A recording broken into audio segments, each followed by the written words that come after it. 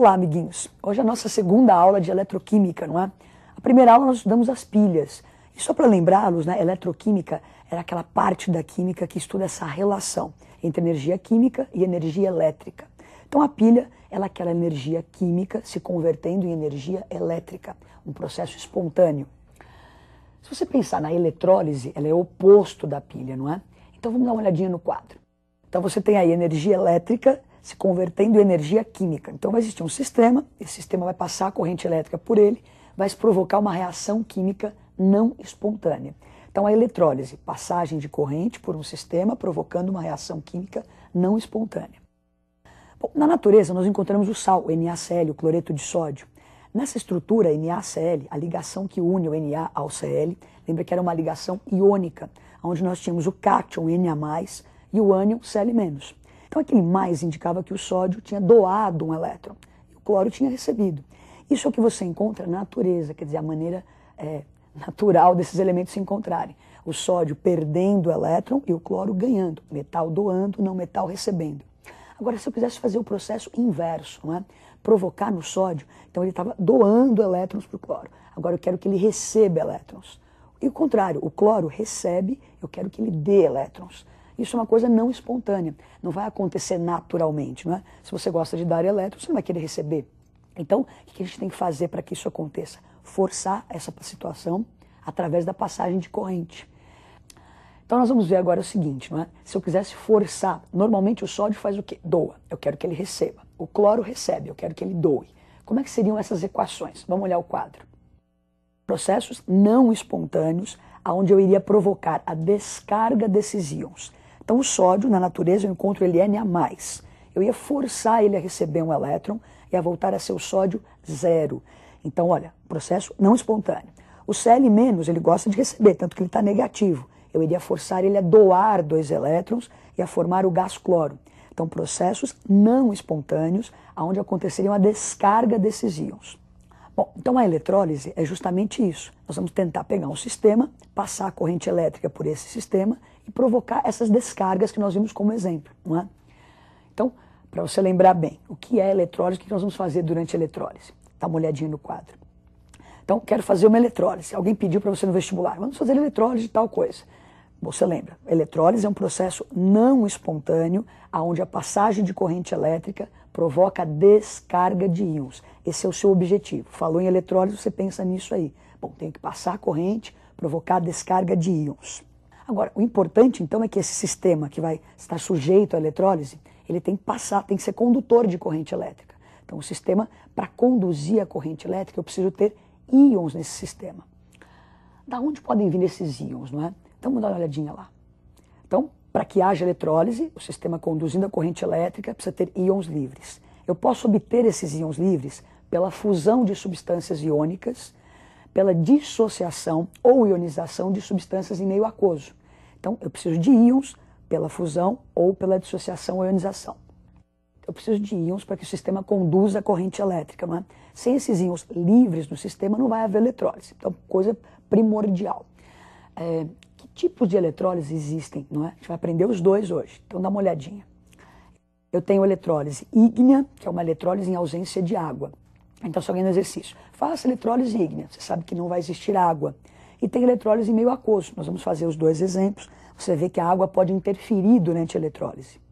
Bom, então nós vamos começar pela eletrólise ígnea, que é a eletrólise mais simples. Tenha sempre na sua mente o seguinte, vou fazer eletrólise, vou passar a corrente elétrica, provocar a descarga de íons, lembre sempre disso. Então vamos ver como é que a gente monta uma aparelhagem para se fazer uma eletrólise ígnea. Dê uma olhadinha. Bom, eu preciso de corrente elétrica, então eu vou ter uma fonte de corrente contínua, não é? Pode ser uma pilha, uma bateria, então eu preciso dessa fonte. Os fiozinhos conectados nos eletrodos, que são essas barrinhas aí. Então eu tenho aí o ânodo e o cátodo. Então o ânodo de carga positiva e o cátodo de carga negativa. Como é uma eletrólise ígnea, é uma eletrólise sem água. Então, normalmente você pega um material e vai fundir esse material. Então, eu tenho um potinho aí, se você ver, tem uns aquecedores, não é? Para que haja a fusão do material. Então, dentro dessa cuba vai existir um material, ele vai passar pela fusão e a corrente elétrica, então, vai atravessar o sistema e provocar a reação de descarga dos íons que estão no sistema. Nós vamos fazer o exemplo na eletrólise do NaCl, do cloreto de sódio, então, eletrólise ígnea. Então, vou pegar o cloreto de sódio, que é um sólido, para que esses íons que estão presos no cristal se soltem, eu preciso fundir o material. Essa eletrólise ígnea nós vamos fazer do cloreto de sódio. Então, nós vamos obter sódio e cloro. Também na indústria, o alumínio é obtido através de eletrólise ígnea. O alumínio é um elemento superabundante, não é? Por que ele custa tão caro? Porque essa obtenção ela é cara, não é? Então eu obtenho o alumínio a partir da bauxita por uma eletrólise ígnea. Mas o nosso exemplo então é do cloreto de sódio. Vamos imaginar então as reações que acontecem no processo. Dê uma olhadinha no quadro e observem as reações. Então a primeira coisa, nós temos o NaCl sólido, ele não ia conduzir a corrente elétrica dessa forma. Então você funde o material, teremos o NaCl líquido. Ele líquido, ele perde aquela estrutura cristalina. Então os íons Na+, e Cl- ficariam soltos, né, naquela cuba que nós vimos ali. Bom, se você ligar o gerador, vai começar a passar a corrente e vai provocar as reações não espontâneas de descarga dos íons. Então, a ideia é bom que você guarde isso aqui, olha. Cátion migra para o cátodo e ânion migra para o ânodo. Dá para meio que guardar, né, associa. Então, o cátion vai para o cátodo e no cátodo ele recebe elétrons. Então, ele é forçado a receber 2 elétrons e vai formar sódio zero, sódio sólido. No ânodo, então, o Cl- migra para o ânodo, dando elétrons, né, perdendo, oxidando, perdendo 2 elétrons e formando o gás cloro. Então, se lembra, tem naquela cuba, esses íons estavam soltos, nadando, Na+, e Cl-. Cátion migrou para o cátodo, ânion migrou para o ânodo. Bom, então nós vamos fazer agora a soma das equações para se obter a equação global da eletrólise.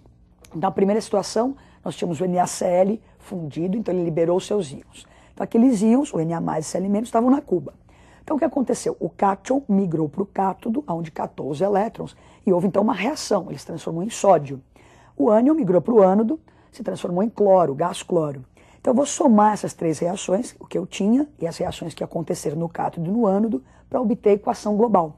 Então, você vê que somando as 3, eu posso cancelar o Na+, posso cancelar o Cl-, os elétrons também, né? Ninguém cria elétrons. Os elétrons doados sempre têm que ser iguais aos elétrons recebidos. Então, totalizando, somando as 3 equações, eu vou ter a equação global. Então, seria 2 de NaCl, que é o que eu tinha no início, passei a corrente elétrica, formei Na, sódio sólido, e o gás cloro. Bom, então, nós vimos o exemplo da eletrólise ígnea, uma eletrólise sem água. Íons, passa a corrente, descarrega, soma as equações, tem a equação global. Agora, o próximo exemplo é a eletrólise em meio aquoso, não é?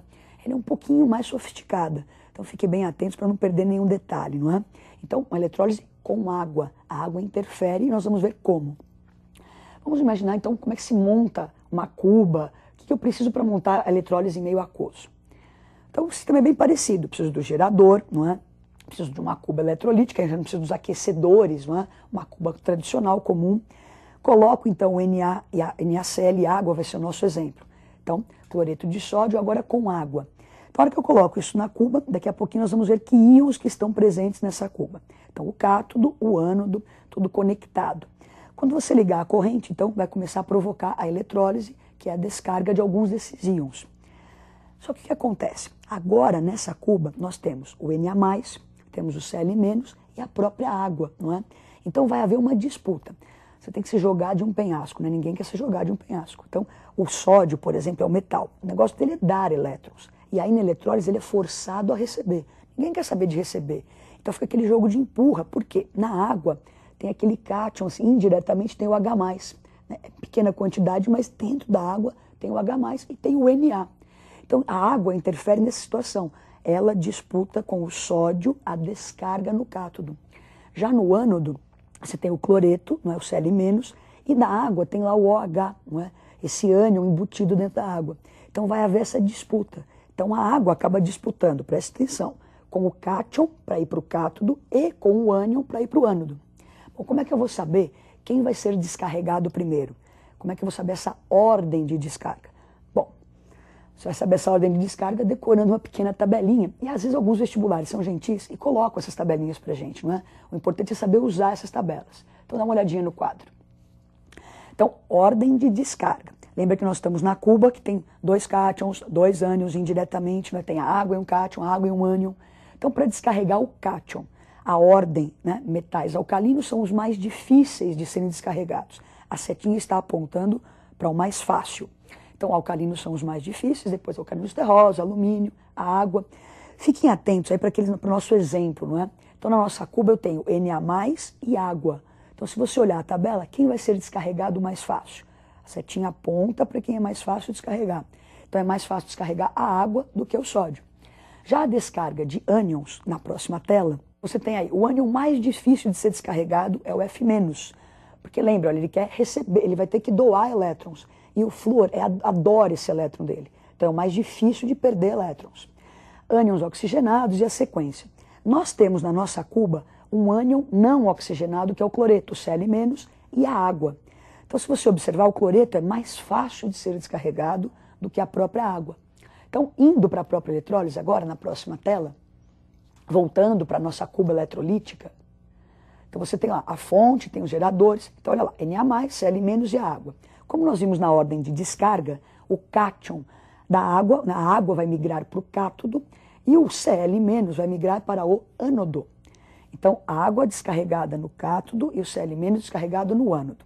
Vamos para as equações. Então, olha lá, nós tínhamos em meio aquoso, não é? Na+, Cl- e moléculas de água. Então, essas coisas estavam presentes naquela cuba. A hora que eu passo a corrente, então o ânion cloreto migrou para o ânodo, formando cloro. E a água migrou para o cátodo, então a água vai receber elétrons. Na verdade, é o H+, que está embutido na água, que recebe esses elétrons, formando gás hidrogênio.